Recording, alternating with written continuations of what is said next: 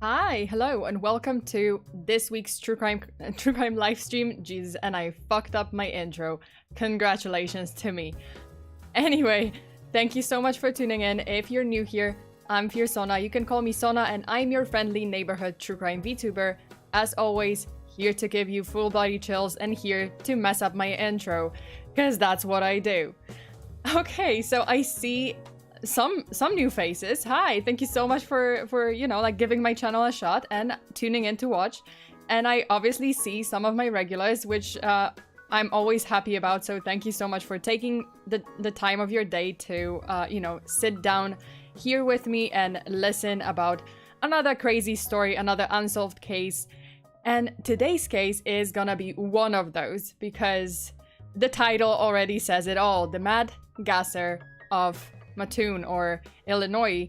And I don't, you know what, this is not, I know it sounds ridiculous and it sounds like someone ate a very bad burrito and just decided to just march into each and every locale in the city and just like fart left and right and just gas people with their farts. No, this is not a case of a bad burrito, okay? This is a serious case, and it was a serious case in the 1940s in Illinois, and oh man, this case has so many plot twists. I always say that, but all of the cases that I cover have so many plot twists, and also, but this case, like, the plot thickens a lot. Okay, wait, Alec, this is the second stream I've been to. Hi, Sona. Hi, thank you so much for tuning in. Yeah, you've been to, you tuned into this week's, I think, D&D, not D&D, jeez, Dead by Daylight stream. Yeah, nice to see you here. Okay, wait, Tsukimond. Is that how you pronounce your name? I think that's your first stream, right? Because I haven't seen you before, so I'm hyped that you managed to catch one of my streams live. Welcome, and I hope you enjoy today's stream. Lost Nemesis. It's been so long since I've been able to catch a stream live. Yeah, it's been a while, right? Because I haven't seen you, you know, like, watching or chatting while I'm live. I'm having a hard time pronouncing the shit, but okay. Something else happened in the early 40s. Hey, this is like, this case is something else in itself. So, thank you for getting that out of the way. Nice. Wait, read about this one read about this one growing up. Yep. This is one of those very specific cases, and it's a lot to take in. You guys have to brace yourselves, because there's a lot to take in this case. Things are gonna happen. Gas is gonna happen. Gas is gonna spread. Okay. Wait, DJ, we just started. No worries. Oh yeah, DJ, you're not late. No worries. The Mad Gasser, this is gonna be interesting. Yeah, like the first... Okay, so this case was actually suggested by Scholastica. Hi, Scholastica, I can see you in the chat. So they suggested it on Discord, and yeah, when I saw the title, I was just like, what is happening? Am I gonna talk about a case of someone eating, I don't know, bad burrito, bad chili? What is happening? Indigestion, diarrhea. Ian, hi! Hi, Ian. Oh, Ian is one of my patrons. Hi, FEARSONA, glad to see you again. Also, Dungeon Master Sona, sounds like it would be fun. Yeah, I mean, if I were a game master, a dungeon master, I'll consider. No, I think my D&D knowledge is not as, you know, not wide enough, not rich enough for me to...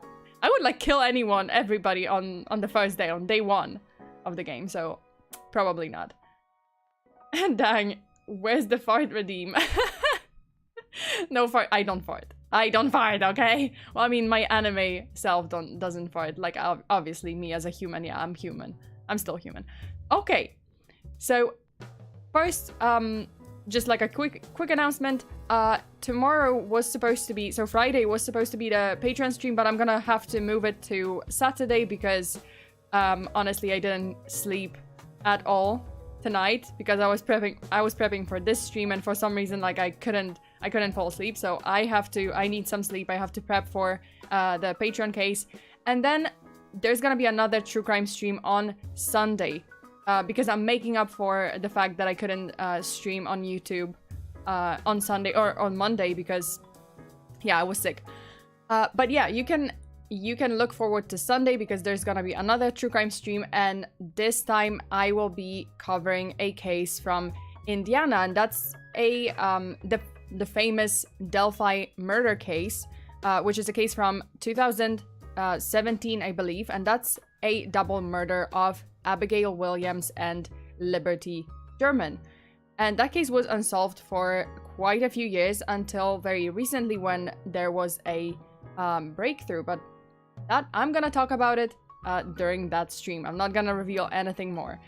And as for the Patreon stream, I will discuss another crazy case, and that one, patrons, brace yourselves because I'm gonna growl a lot into my microphone, because this is a murder case of Sarah Stern from 2016, and she was murdered by her best friend. And there is a lot to take in that case. So, you know, just so you guys are warned, it's gonna be an insane story. Okay, but without further ado, let's get right into the story.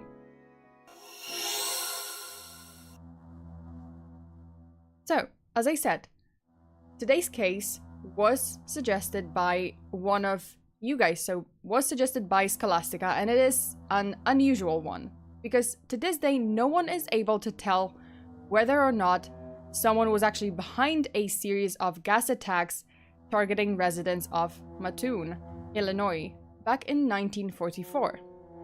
And yes, again, you heard it right, even though the incident is widely blamed on an unidentified perpetrator or perpetrators, there is also speculation that mysterious gas poisonings that left dozens of people in Mattoon with severe symptoms simply never occurred.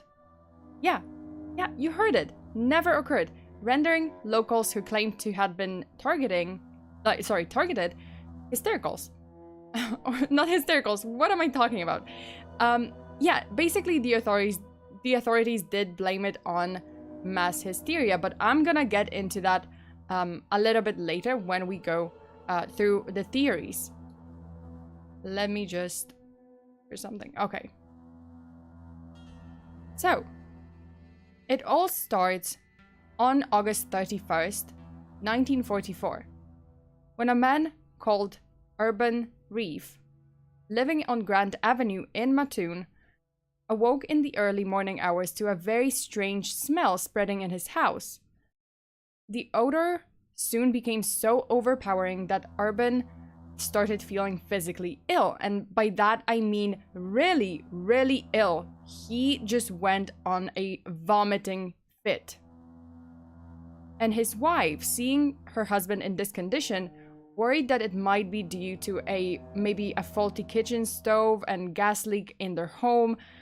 You know, she wanted to get up and check on the stove, check on the kitchen, but when she tried to do so, when she tried to get out of bed, she actually realized she couldn't, because she couldn't move. She was partially paralyzed.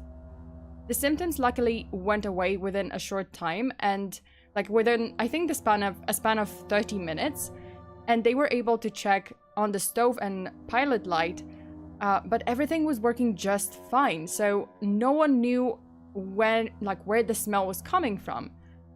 Oh, and I just saw that I got a donation. Oh my god. Okay. Thank you so much. Thank you so much, Andri. Is that how you pronounce your name? Andri? I'm so sorry if I butchered your name, but thank you so much for your donation. Okay. Sorry, I got lost in my notes. And then something else happened. The following night, on September 1st, another similar incident occurred at three other households in the same area. So this time, a young woman woke up hearing her little daughter's coughs. And obviously she was very worried, and wanted to get out of bed again to, to check on her baby, but found herself paralyzed just like Mrs. Reeve. And couldn't get out of bed, like her legs were paralyzed. The next report came from Mrs. I think it's read as Mrs. Kearney. I think Mr. and Mrs. Kearney's house, who were living on Marshall Avenue. So Mrs. Kearney claimed to have smelled that strange odor, and it was kind of like this sweet odor, at around 11 p.m. and even described it initially. She thought it was the scent of flowers outside her window. But then the smell became much stronger, and soon Mrs. Kearney lost feeling in her legs, like lost basically any sense of her legs, any power in her legs. Then, she went into a full-on panic mode and started calling out to her sister. And her sister's name was, I think, Mrs. Reedy or Reddy. I'm not sure how to read some of those names, but so basically she started calling out to her sister, who apparently was with her in the house that night. She was convinced that the smell was coming from outside the bedroom window, and that the bedroom window was also ajar. However, after the police was contacted to investigate... Oh, wait, what? What? Another donation? Wow, thank you so much. Wait, Quiet Rioter, thank you so much for your donation. Sounds like the gas man wanted to recreate the attack of the dead man. Could have waited for Sabaton, my dude. What? I mean, maybe copycat. Who knows? Okay, so as I said, Mrs. Kearney's sister, like, she, was convinced that the smell was coming from the outside of the bedroom window that was partially opened. However, after the police was contacted to investigate, they couldn't find the source of the odor, nor any possible perpetrator in the area. However, that same night at around 12:30 a.m., when Mr. Kearney returned home, because he was a taxi driver, so he would work very late shifts or night shifts, but then he came back at 12:30 a.m. And when he pulls up into the driveway, he reported seeing an unidentified man lurking close to that particular window where the odor was supposedly coming from. From the description that Mr. Kearney gave to the police, the man was actually dressed in dark clothing, and he was wearing a tight-fitting watch cap. Whatever that means, I'm not sure what kind of cap is it, but yeah, this man was wearing this, this dark set of clothing and a cap.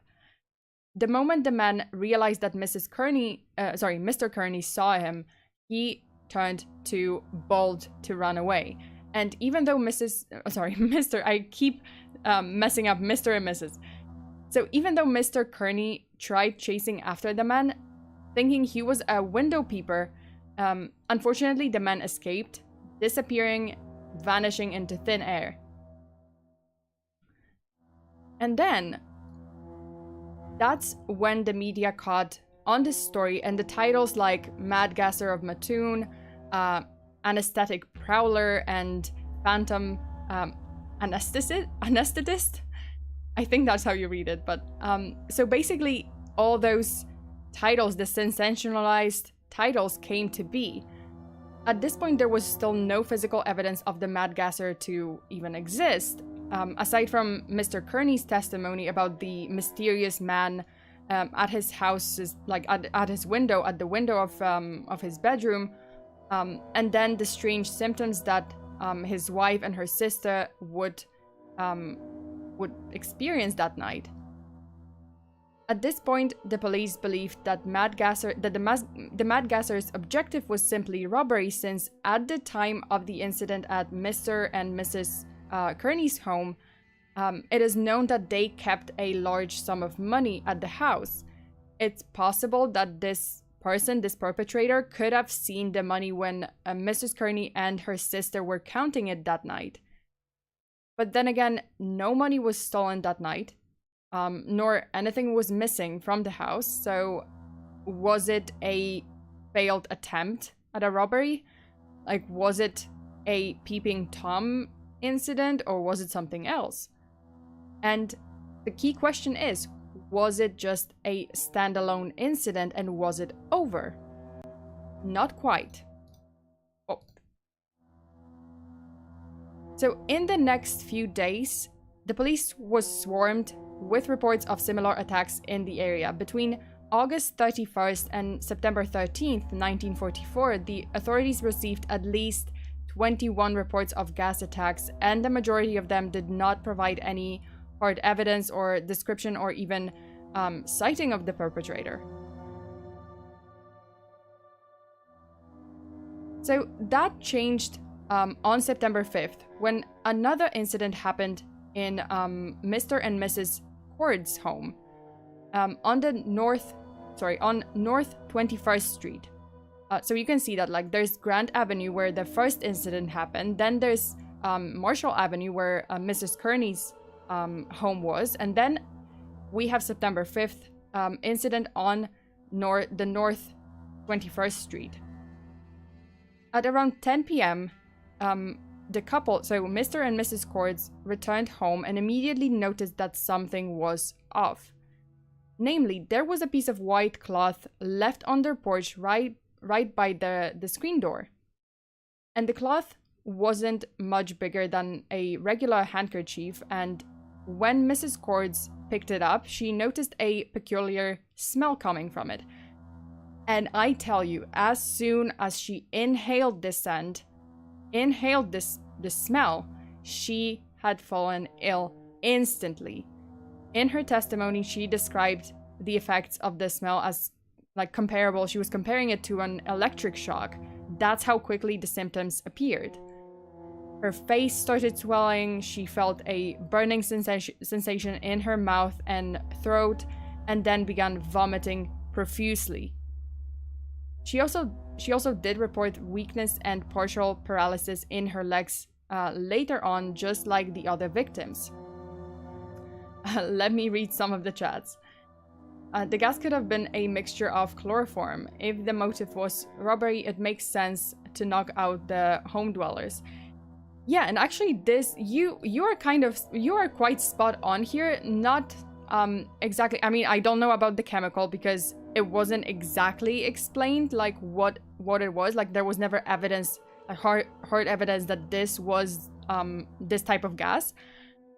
But the police did suspect that someone someone left the cloth at the on the porch, possibly to incapacitate the dog, the family dog that would often sleep in that spot, and that was likely to get into the house and to rob the house.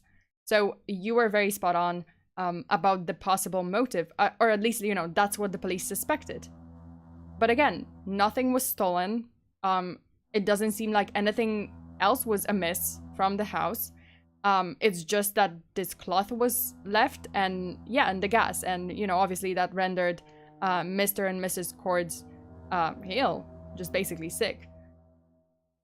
So the cloth was later analyzed, but the authorities did not confirm the presence of any chemicals that could have caused any of the symptoms described by Mrs. Cords or any other victims.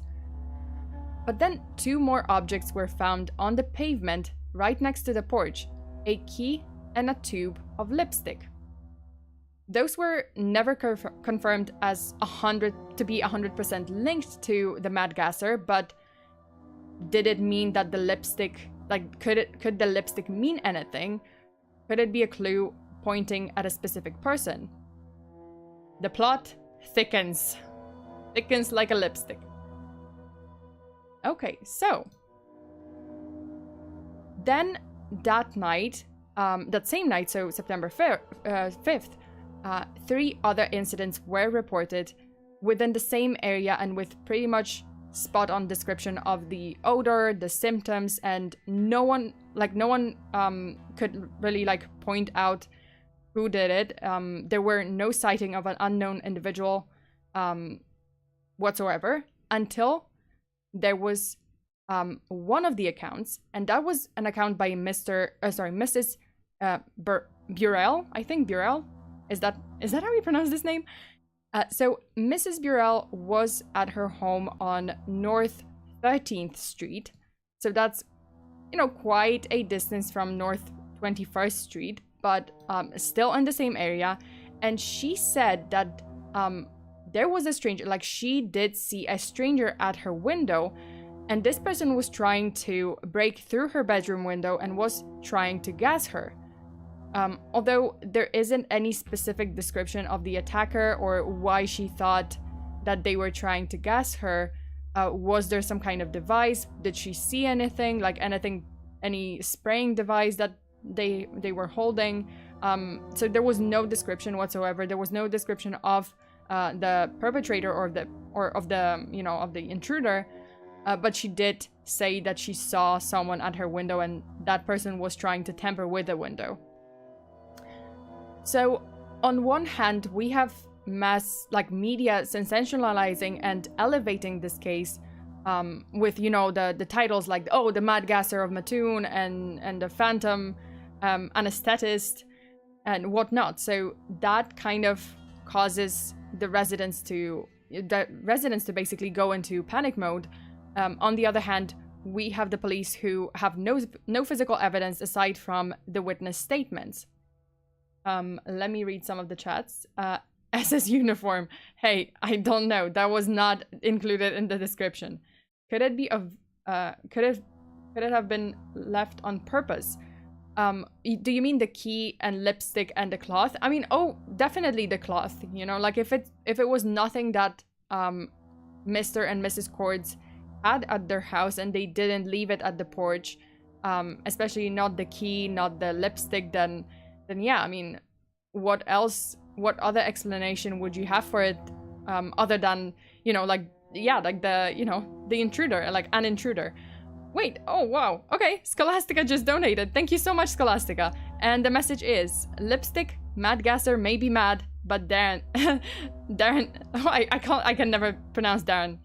But damn, if she aren't gonna look gorgeous while doing it. I know, right? Like, okay, so the thing about this lipstick, yeah, like the police was like, oh, if this is linked, could it be a woman? Obviously, this is 1940s.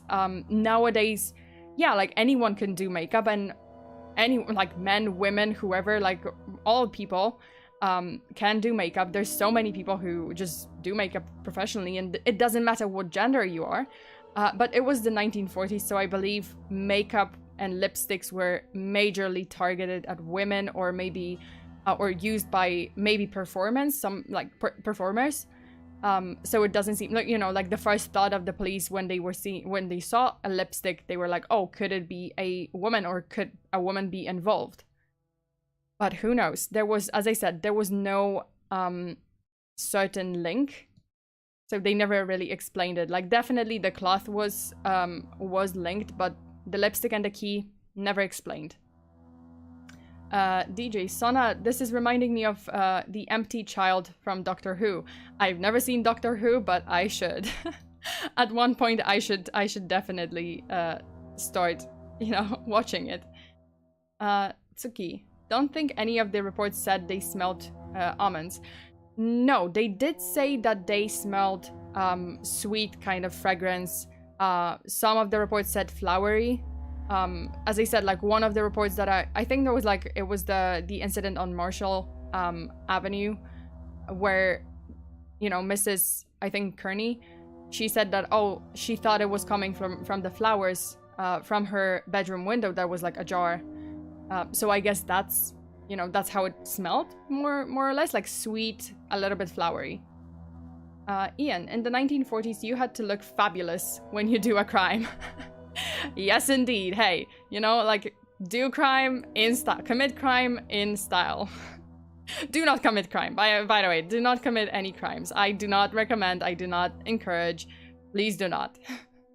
Even though I call you guys the angry mob, please, be a friendly angry mob. Be angry for a reason. Be angry for a noble cause. Noble cause. Why am I pronouncing it that way? Hey, Sana, what does... What? I don't know what it means. I have no idea what it means in Portuguese. Portuguese? Why Portuguese? I don't speak Portuguese. I'm from Poland. I speak Polish. No idea. Maybe it was perfume. Hey, possible. But then again, was the perfume spiked with something that was odorless, and the perfume was like, you know, in consequence, like it was causing all those symptoms, because the symptoms are severe. As I said, it's like partial paralysis, then vomiting, then swelling, burning sensation, you know, so all the, you know, a whole, you know, palette of symptoms. I know, but the empty child wears a gas mask and says, "Where's my mommy?" Oh, okay. I've never seen Doctor Who, so I have no idea what you're talking about. But hey, I will give it a shot one day. Okay, but back to the story. So the authorities soon needed help. So the FBI got involved in order to solve the series of gassings and catch whoever was responsible, because the reports kept coming in. You know, no clues, no hard evidence, just reports of strange, paralyzing odor, the sightings, and maybe some sightings of a phantom gasser who would just quickly disappear into the night. And yeah, eventually the authorities needed help. So they were like, okay, we need to call the FBI. We need all the help we can get. And the police would issue a statement and call the residents to be mindful of their safety and to avoid staying out late in the residential areas at night. Sighting reports didn't stop, and they were consistent when it comes to description of the gasser, description of the smell, or the symptoms. And again, like the person, this mysterious person, all the reports said that, well, whoever saw him, they said that, oh, it's a tall man in dark clothes and wearing a black cap. And the presence of the FBI on this case didn't really do much. The reports and panic did not stop, and soon elaborate stories about the mad gasser started spreading.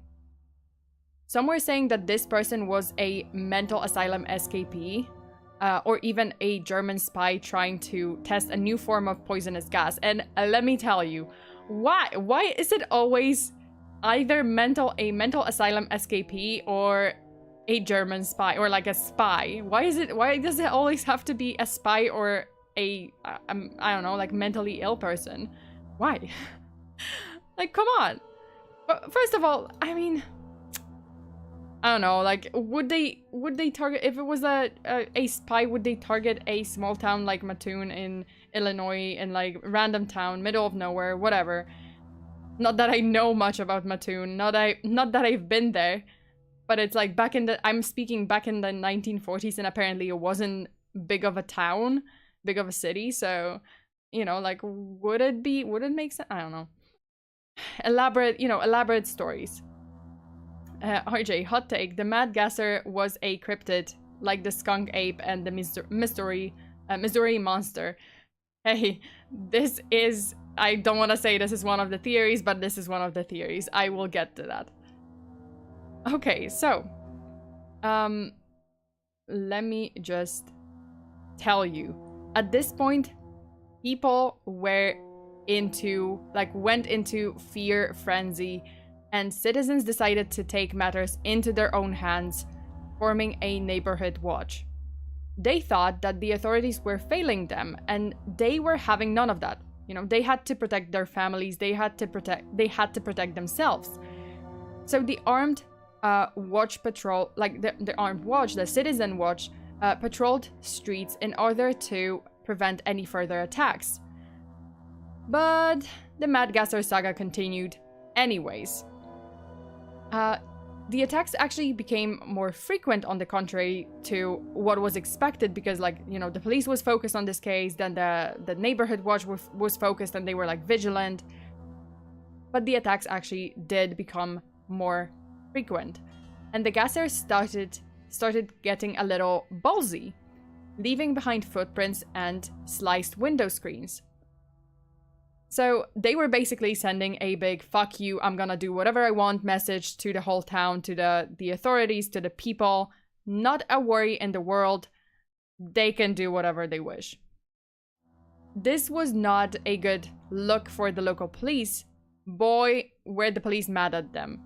To the point where this local Sorry, not the police were mad at them. Sorry, the people were mad at the police.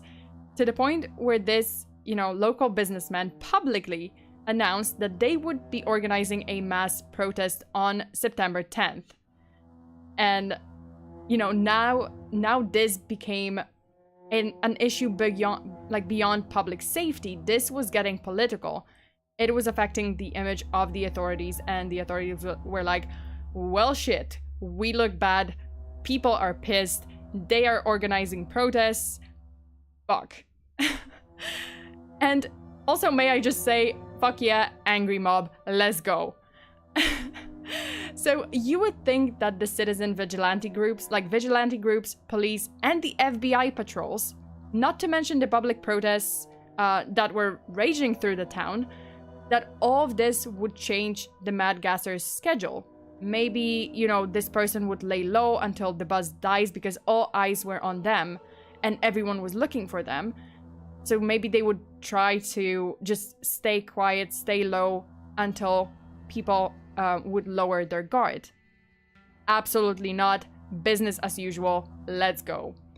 So the next attack happened on the night of September 6th to September 7th.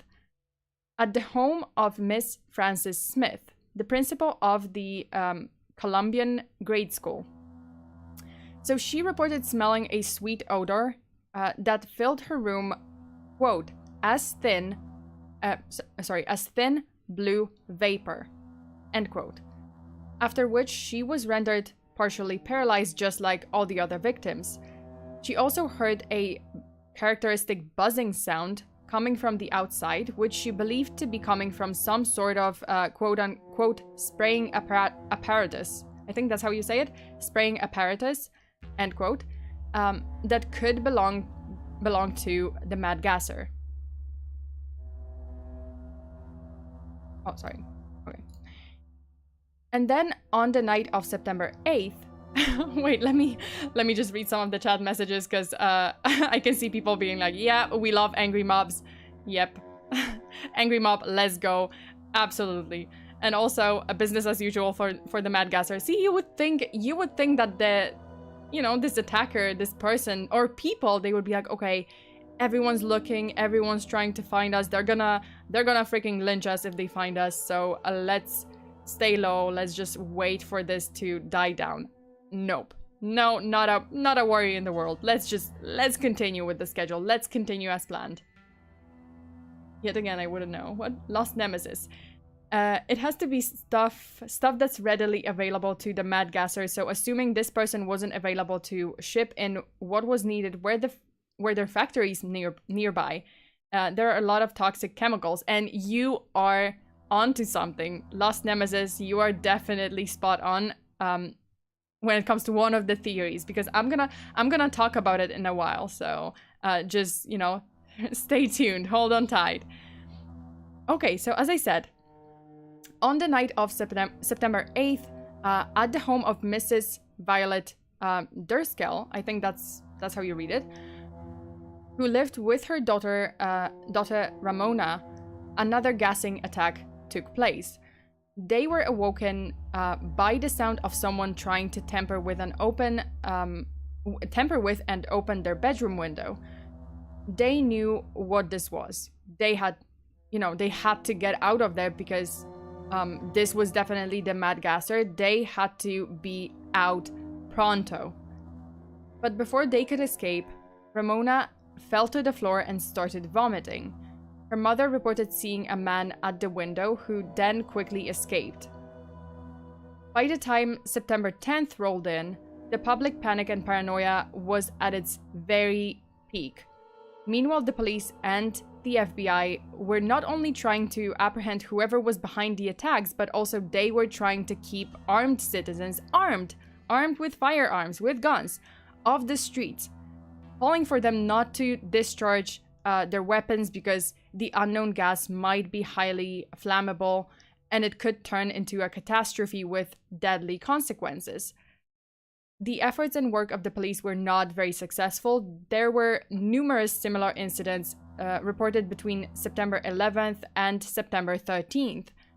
The last known attack was noted on the night of September 13th at the residence of Mrs. Bertha Birch, and it is considered to have the strongest description of the mad gasser. Apparently, Mrs. Birch said that she believed the attacker was actually a woman dressed in a man's clothing while she was spraying the unknown toxic gas through the bedroom window to her house. Lo and behold, the following morning, a set of footprints was found near that window, near that same window where Mrs. Birch saw this unknown woman, or this unknown person who she believed to be a woman, and it seemed to have been left by someone wearing a woman's high-heeled shoes. So could it be that the lipstick was actually linked to the mad gasser? Could it be that the mad gasser was actually a female? Or maybe, you know, it was a group of people and like on one account it was a man, then it was a woman, maybe they were switching, who knows. And this marked the end of the mad gasser attacks in Mattoon, Illinois. The perpetrator was actually never found, never seen or heard from again. Let me see. Oh, Hex Gengar, hi! Hi, another one of my patrons. Nice. Thank you so much for tuning in today. Dragon of Akina, please don't give us hemorrhoids. Please don't blow up the neighborhood. Yeah, seriously. Scholastica, like, the police was like, please don't discharge your firearms because that may or may not blow up the whole area, the whole town. Like, we don't know what this gas is. And if it's highly flammable, like, what are you gonna do? People are gonna die. Please don't. Cross-dresser? New mob material. Hey, I'm just saying, like, it might have been a cross-dresser, it might have been a group of people and they were just, like, switching, doing a little switcheroo. Who knows? Nighttime gas burglary in high heels and lipstick. Hey, you gotta look fabulous, okay? If you're... As someone said before, like, in this stream, if you're committing a crime in the 1940s, you better fucking look fabulous. The standard is high. Okay, so now on to the theories. Let me see. So at the peak of the gassing attacks, the authorities needed an explanation to try to calm down the ever-growing angry mob of frightened citizens and the vigilante groups that were just, you know, going around the town, who wanted nothing more than to feel safe and possibly to tear the police to shreds for being absolutely useless, because that's exactly what it was. Now, let's look at some of the theories and explanations that the authorities were leaning towards. Oh, the first one, God, it's mass hysteria, okay? I have a I don't know, like... Okay, let me just talk about it. So, Thomas V. Wright, the local commissioner, released a statement that rendered people speechless. Quote, "There is no doubt that a gas maniac exists and has made a number of attacks, but many of the reported attacks are nothing more than hysteria. Fear of the gas man." I'm sorry, the gas man? Okay, this is not the quote, but fear of the gas man is entirely out of proportion to the menace of the relatively harmless gas he is spraying. The whole town is sick with hysteria. End quote. And you know what, Thomas? Let's spray some gas on you and see how you feel about it when you stop feeling your fucking legs. Let me just stand right there and while you're vomiting profusely your guts out and paralyzed on the floor, I will tell you right then and there that the gas is quote-unquote relatively harmless, and let me see what you're gonna say then. So, fuck you, Thomas. Fuck you. And shut the fuck up. Okay, so... But wait, because they went a huge step further. So, on September 12th, there were so many alarms and reports of the attacks that the police started straight up ignoring many of them, and then went right ahead and blamed it on mass hysteria created by, drumroll please, women. They were blaming women because women were at home, like the police was like claiming, okay, women are at home without their husbands, who were you know, away on war service, so they were starting to panic. They were hysteric.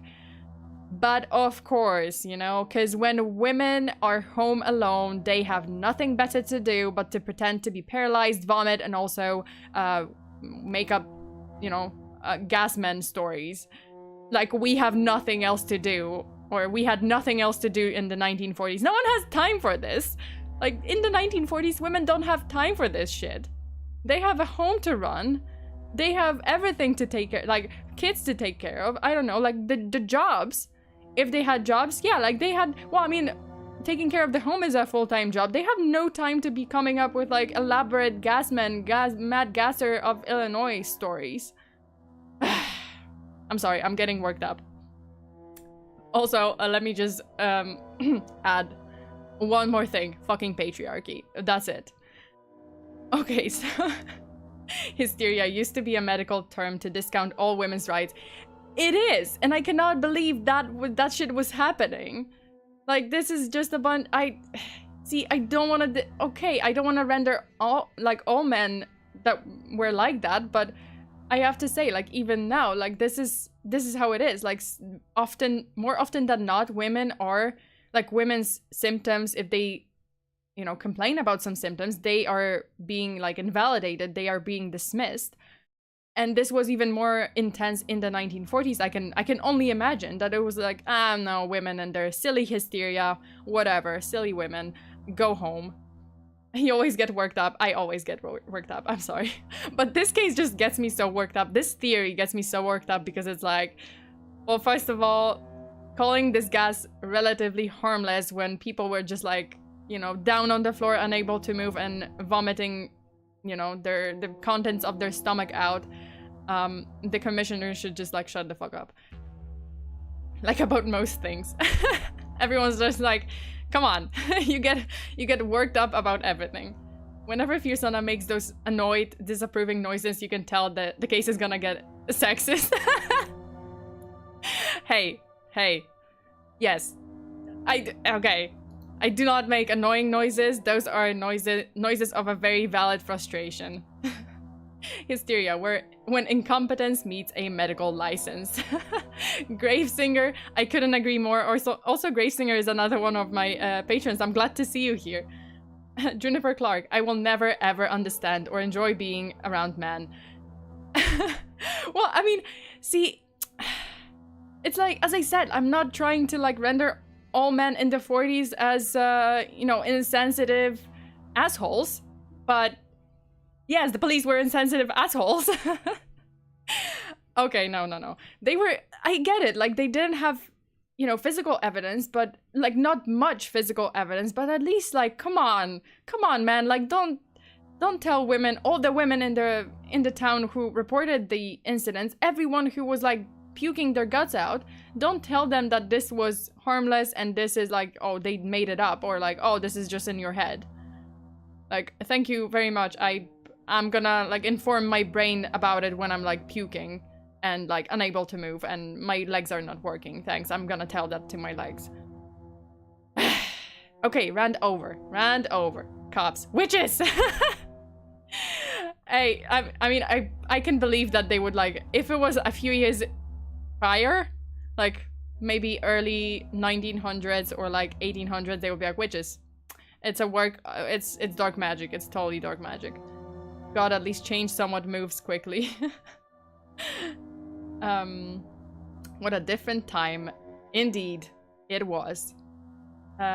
Was the commissioner the gasser? Hey, I don't know. The commissioner was just like, you know what? I'm bored. This town is small. This town is boring. Nothing's happening. Let's stir up shit. It's the 1940s. What do you expect? I mean, seriously, I think it was still perfectly fine legally to beat your wife because you disapproved of dinner. Lost nemesis, you are probably right. I can't believe that this was happening, like, I don't know, what, 70 years ago? 80 years ago? That's not that long. That's one generation, basically. So, I don't know. Okay, but the rant is over. I'm calm. I can go back to the story. So, the theory of mass hysteria. Okay, no, never mind, because I'm still gonna talk about mass hysteria. So this theory was supported by several psychological studies in the following years.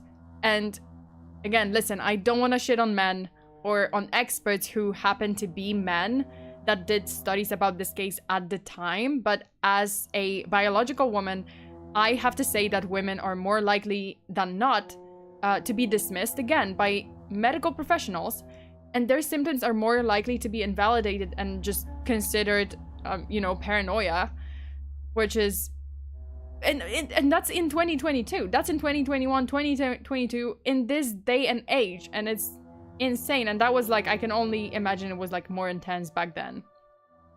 Seeing as most victims were like women in this case, meanwhile experts studying the case were men, I don't know, I'm maybe a little salty about the very dismissive opinion, and maybe I'm just like sputting out nonsense, but to me it's just like, come on, give us some credit, like give them some credit, like just believe them, just investigate it, just try, don't just write it off. Okay. Okay, rant over. Biological woman, yeah, I mean, I am, so what? Okay, so the next theory is industrial chemicals. So this is actually was it Lost Nemesis who guessed it? Yeah. So to be fair, there was another theory that pointed in a completely different direction. Chief of Police C.E. Cole announced that there were no gas attacks at all, but they knew what caused the series of strange symptoms. They believed that the incidents had likely been triggered by the nearby industrial facilities, due to mildly harmful chemicals and toxic waste being carried over by the wind over to Mattoon. The chemicals may have included carbon... Sorry, I'm just gonna like struggle with this name, but those chemicals may have included carbon tetrachloride or trichloroethylene, both of which are known to induce symptoms similar to the reported cases, like smelling sweet odor, vomiting, partial paralysis, and so on.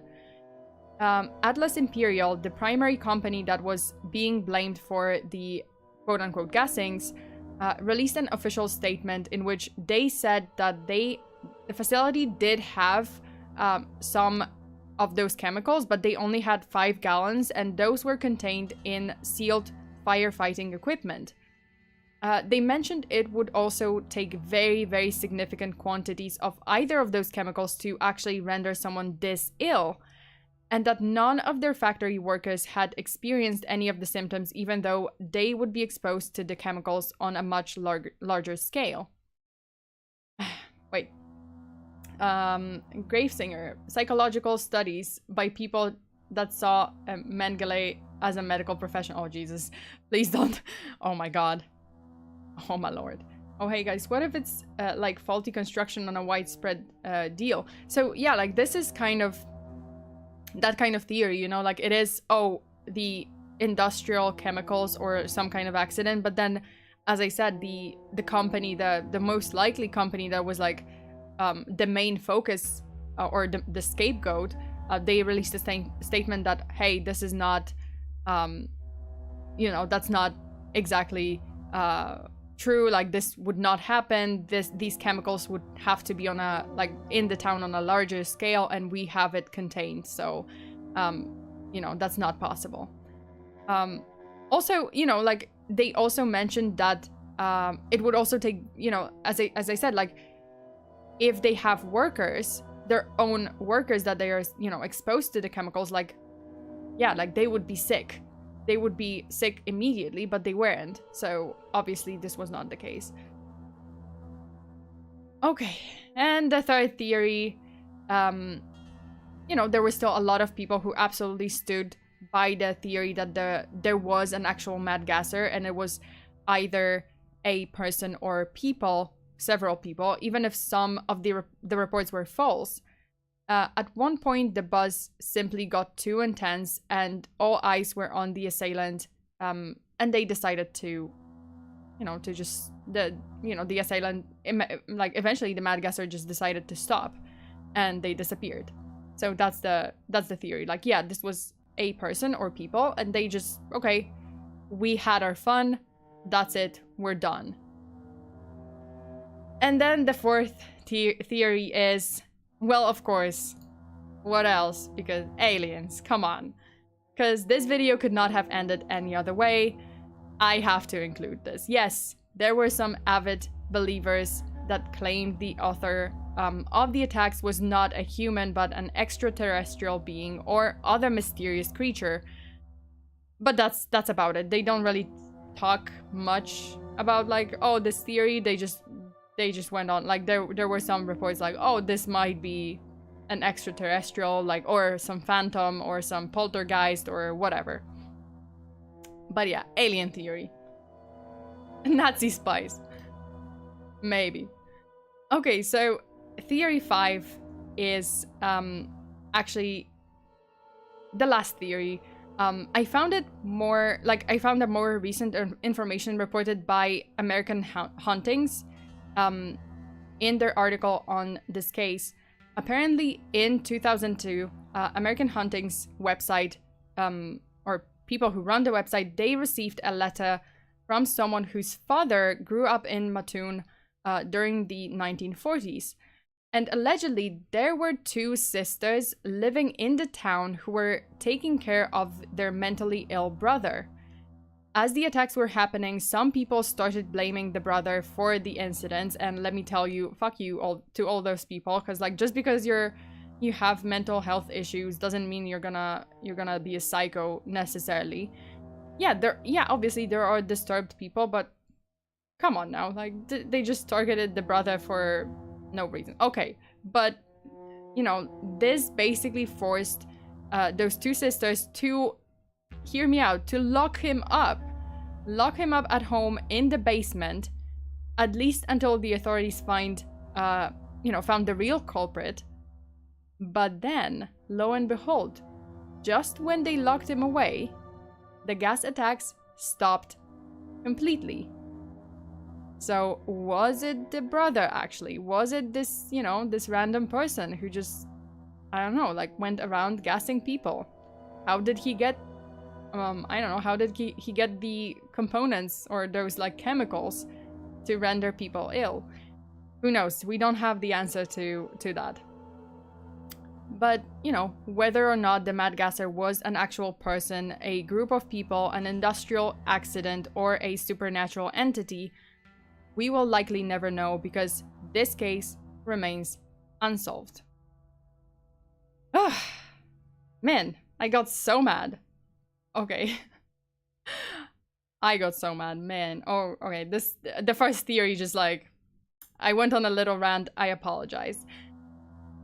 Kinda sus. Interesting. Weird timing. I know, right? Like, the moment he got locked away in the basement, it was just like, yeah, mad gasser is done. Nothing else. Whoa! Okay. Kyra drop. Just donated. Thank you so much. This is such a 20th century mystery. I know, right? Thank you so much for your donation. Thank you so much. I appreciate it. Okay, without knowing the actual chemical use, it's really hard to narrow down. Yeah, it is interesting, because they found that cloth that was supposedly soaked in the chemical, or, like, when one of the victims just smelled that cloth, she fell ill. So I mean, again, this was 1940s. There wasn't, I can only guess, there wasn't that much, again, forensic testing. They couldn't really test, like, do elaborate tests for any chemicals.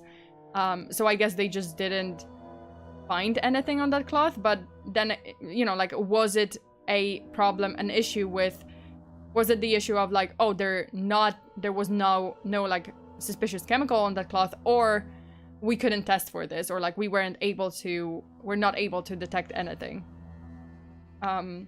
Did they get both the shoe sizes of the footprints and ill person? Nope, I don't think there was any report of that, or at least, like, I don't know any of the contents of that letter, because this information was from the article from American Hauntings website. from their article about the mad gasser of Mattoon, and honestly, they didn't specify. It was just like, oh, you know, there were in this letter, this person is describing that, you know, there were two sisters. They had this person, this mentally ill brother, and yeah, that's all they know. That, oh, when he was locked away, the attacks stopped. So no other details about that. Okay, so before we end the video, I just wanted to send many thanks to my patrons, Colonel Turtle, Tyrant Kitsune, Zinc, Scholastica, CW, Esau Wenrostro, Rudol Ganoodle, IDK Bacon 53, Jacob Ian, Holmes' Apprentice, Juniper Clark, Nonan, Emmanuel Cadet, Windstorm 555, Ian, RJ, Bubak, Kronos, Hex Gengar, Beverly, Eric, Leonovsky, Gravesinger. Thank you guys so much for supporting me, and you can expect the next Patreon stream on Saturday. And it's gonna be a murder case, and you can expect me to lose my shit a little bit because that one is crazy. I already got pissed writing my notes. I already got pissed reading articles, so you know, there's gonna be a lot. That's a lot to cover. Okay, let me switch to the chat screen. Let me see. Andrew, is the case still open? Yeah, I mean, this case is definitely still open. They did not solve it, so we have no information on whether or not this person was ever discovered. Like, there were any other clues? No, nothing. I don't think there's gonna be anything because it's a case from the 1940s, which I assume it's hard to get to any evidence, maybe aside from like old case files and clippings, like newspaper clippings. Like, there's probably not much to go off of. So that's where we are. the mad gasser. Maybe it was just a person with indigestion and like bowel movements, and they just had to, I don't know, like their wife. Maybe this person or the wife or husband, they were just like, you know what, you can't poop in the house. Get out.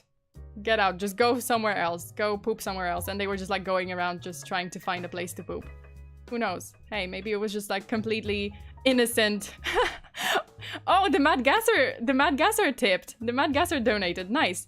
Thank you for covering me. Always nice to be introduced to new fans of my work. By the way, I also go by the gorgeous gasser, the lipstick anesthetist, and Margaret. Thanks again. Hey, my pleasure, gorgeous gasser. My pleasure, Margaret. It was such a pleasure to cover your story. I hope to get an interview one day with you directly. Thank you so much for donating $5. I hope if you had bowel movements that night, hey, I don't blame you. Bowel movements for 2 weeks, like, you know, of bowel movements, I don't blame you. If you had difficulties, I understand. It can go on forever. You know, no one has to know. Will not sell you out. Don't worry. Okay, but that's it for this case. Desert Lightning, yeah, it is over, but you can definitely rewatch it. And there's another case coming on Sunday here on YouTube, the case from Indiana. So you guys can definitely, you know, look forward to that. It's also gonna be a lot, but it's gonna be on a more serious note, definitely, because this case is, it's not as funny as, oh, I mean, you know, not as funny. It's not funny. It's definitely not funny. Well, I mean, this one, okay, this one, you know, subjectively, it is funny. But yeah, the case on Sunday is the murder case of Abigail Williams and Liberty German from Delphi, Indiana. And that one is a mystery that was on my mind ever since it was announced, ever since it happened. And it just really, every time I read about it, it does send full body chills, like just down my spine, down my body. So yeah, definitely tune in on Sunday. It's gonna be very likely at 6 p.m. or 7 p.m. Pacific time, but I'm gonna post about it soon on my Twitter and in the community tab. But yeah, and you know, if you like this stream, if you stuck around and you like the content, if you know, just want to appreciate the video a little bit more, take a second to leave a like under this video. It literally takes a second, and I would really, really appreciate it because it helps my channel greatly. And if you have any other suggestions for a true crime case, don't hesitate to just like drop them in the comments. I always do look into the cases and decide whether or not I want to cover them, but I definitely like read all of those. I read all of your suggestions, and I do look into the cases. So I found a few that you guys suggested, and as you see, like I'm covering the suggestion from Scholastica today. Okay, and what else? Oh yeah, and you know, like if you find yourself missing me sometimes, and you wanna maybe like instead of buying Starbucks coffee a month, one Starbucks coffee a month, you wanna support this channel, you can go to Patreon, and you will get access to a library of streams that are not available on YouTube. So a library of cases that I've covered that will not be released on YouTube, and also you will get access to weekly bonus true crime streams. So that's I think that's a nice bonus. And also there's a surprise coming. I still am waiting for one more thing and then I can announce it. So hopefully I'm so looking forward to announcing the special surprise for Patreon. Okay, anyway, that's it. Wait, Ian, hey FEARSONA, I missed the last of the story due to mom talking to me. What did I miss for the last few minutes? Oh, you just missed me going off about the mass hysteria theory. The police was being dicks. People thought it was an alien or a phantom or a poltergeist. What else? Oh yeah, industrial chemicals, you know, that kind of thing. There weren't that many, like, more victims. It's just like, yeah, those theories. You know, like the theories. Mass hysteria, aliens, ghosts, or conspiracy. Industrial conspiracy. Did you forget about the lost segment? Oh yeah! Oh my lord! How could I? Man, I'm sorry. I completely forgot. No, but I do have it. Okay, let's go through some ridiculous laws from Illinois. Let's see. What does Illinois have for us? I just have to like switch my notes because like I have it written down in different notes. Okay, so some of the weird and dumb laws from Illinois say a state law in Illinois mandates that all bachelors should be called master, not mister, when addressed by their female counterparts. What? Is it like why? Illinois, explain yourself. So, bachelors out there, if you live in Illinois, you know, just correct people. Like if you're female, I don't know, like female counterparts, if they call you mister, if someone refers to you as mister, you can correct them and be like, hey, I'm your master for you, okay? It's basically goshujin-sama in Japanese. So please don't mix up my title. Yikes. I know, right? Wait, what? I know, right? Like, yeah, like, so apparently, master. Everyone's like, what? What's happening? I have no idea, but, yeah, apparently, yeah, that's... okay, to be fair, I don't know if it's a functioning law, if it's still in the, you know, in the books of Illinois law code, but, hey, it is here. Okay, another one, number 2. According to state law, it is illegal to speak English. The officially recognized language in Illinois is, quote-unquote, American. I mean, yes, there is American English and, like, British English and, I guess, Australian English. But, like, why? Why, though? Damn. Ian, I'm moving to Illinois now. Everyone who wants to be called a master, they're like, yep, I guess I know where I'm moving. So I guess people in Illinois just speak American. You know, period. American, period. No, I'm not American English, just American. Damn, I missed everything. Hey, don't worry, Kronos. Don't worry. You can just, you know, like, we have like 2 more streams coming, you know, on Saturday and then on Sunday. So, you will be here, you know, like you can catch another stream. Bug that rule. Okay, so another one. Eureka. That one's from Eureka, Illinois. A man with a mustache may not kiss a woman. Sorry, boys. Sorry, you gotta Gotta shave. Get those razors working and shave. You can't kiss a woman if you have mustache. None of that. You can, I guess, beards are not specified, so I guess you can leave a beard on? I'm not sure. I don't know. What? How the hell does that make sense? I don't know. I have no idea. None of them. Like, I don't know how American makes sense as a language. American English, yeah, but I mean, I've never heard of just American. Hey, I mean, maybe that's just a short. It's a short for American English or whatever. I don't know. Hash brown. What? Hot dogs. Sure. Yeah, but no mustache. You can have the mutton shops and the chain strap, but if you have a mustache, I swear to God. I guess that's the, yeah, I guess that's the rule. Okay, sorry, I have to hydrate. Man, my throat was just like, nope, time to switch to hungry, injured seagull. Seagull mode. Okay, and then another one from Homer, Illinois. It is against the law to use a slingshot unless you are a law enforcement officer. So, officers out there, gear up with slingshots.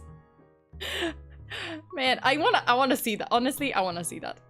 I wanna see police officers with using slingshots instead of like guns. Just slingshots, straight up just slingshots, and be like, I don't know, Tom Sawyer. It's like, yeah, let's get back to our childhood. Good to know. If I ever go with a mustache in my face, I'll just go to the YMCA and kiss a guy. Fear goal. Yep. Luckily, I have normal beard, but still, how? Why? Gravesinger is just like, how? Why? Those kind of laws must have some really great backstories. I know, right? Like, I'm wondering each and every one of those laws. I'm just like, what is the backstory? What is the story behind this? I need to know. Someone needs to explain it to me. Those poor kids. Also, yeah, like, I can see a police officer just like walking around and like confiscating slingshots, being like, mine. From all the kids playing, and he's like, no, mine. Come on, this is a weapon. Why did I post twice? I don't know. It's okay. It's okay, it happens. Maybe it just sent accidentally. Teens without slingshots are defenseless. Matty, I think you're onto something. Yeah, definitely. You know, like, how else are you supposed to defend yourself if not with a slingshot, with a sturdy, you know, legitimate slingshot. Slingshot minigun. I can see a gun just like, you know, like those. I think if you've ever seen the Flintstones, I think what the police officers, the guns they had basically like a slingshot, like a catapult thingy. So I can imagine that. A weapon of mass destruction. Indeed. Slingshot, you know, the sign of apocalypse. Okay, so another one. In Illinois, it is illegal for anyone to give lighted cigars to dogs, cats, and other domesticated animals kept as pets. Hey, you know what? I can stand by this law. It's a law that prevents, you know, pets to become addicted to cigars or cigarettes, or, you know, it fights addiction. It fights addiction. I can stand by that. You know, I'm okay with that. That's fine. They had this link. Yeah, this one, you know what? This one is reasonable. You know, don't pull the poor doggo and cat into your addiction. Come on now. Come on. Just leave them healthy. Don't get them like don't turn them into first-hand smokers. Cats love nicotine. Come on, you gotta fight that nicotine addiction. You know, some dude gave his cigar to his dog and probably burned down a house, lol. See, I do want to know the story behind it. It was either a very tragic story of a dog just like dying because of, you know, smoking cigars, whatever, like they got cancer everywhere, or, you know, yeah, or as you said, like the dog just like took the cigar and burned the whole place down. kept as pets, but it's okay if they're wild animals. What? What? I didn't understand anything you just said. Yep. I mean, DJ, listen. Simply put, don't give cigars or cigarettes to your animals, to your pets. At the end. Smoke weed every day. Drop it like it's hot. Okay, and then there was another one. Wait, because I had another one. Okay, so in Illinois, animals can be actually sent to jail. And wait a second, because there's a mini backstory behind it. A monkey once served 5 days in Chicago jail for shoplifting. Hey, that's valid, you know? Monkeys are dicks. That's valid. You know, I can stand by that. You know, no, although I wouldn't have the heart. No, I couldn't. You know, like if... What? Come on! If I locked my dog... If my doggo had to be arrested for something... Like, my doggo already... Like, on a normal day, on a normal, sunny, happy day, after he's been fed, after he had a walk, he still looks like a... I don't know, like a... survivor. Like an abuse survivor or something. Or, I don't know, like, he's a war orphan. So I could not have the heart to, like, lock him up in a jail. The dragon of Akina is just like straight up laughing. But the goldfish, they can keep chomping those cigars just fine. Hey, not specified that it's also like, it also covers goldfish. Are they going to arrest a dog for taking a treat? Lol. I mean, honestly, as I said, like, I would not have the heart to, like, let them lock up my dog. Because, you know, I'm telling you, on a sunny day, it's like perfect weather. He was fed, he was played with, you know, like I played with him. I took him out on a walk to the park. He should be like ecstatic. He should be happy. No, he just looks like a starved war orphan all the fucking time. And he just looks at me like, why do you do this to me? So I could never like put him in jail. He does crimes. Wait, what? Sona? Mobster, what's up? Okay, but that's it. Dog lives matter. They do. But also, I would not have the heart. Okay, so that's it. This was a fun stream. Thank you so much for tuning in. And I hope you guys had fun. I hope you guys enjoyed the stream. Again, like, if you enjoyed it, if you liked it, you know, just click that like button. That's it. You know, take that second. Remember, if you ever see an animal shoplifting, no, you didn't. You didn't see nothing. Okay, then. That's it. Stay safe out there. Thank you so much for tuning in. You didn't see anything if you see an animal shoplifting. And don't give your pets cigars or cigarettes. You know, don't be that person. And remember, keep your doors and windows definitely locked because Mad Gasser of Mattoon. And that's it. Stay safe until the next time. Farewell, feelings. Bye!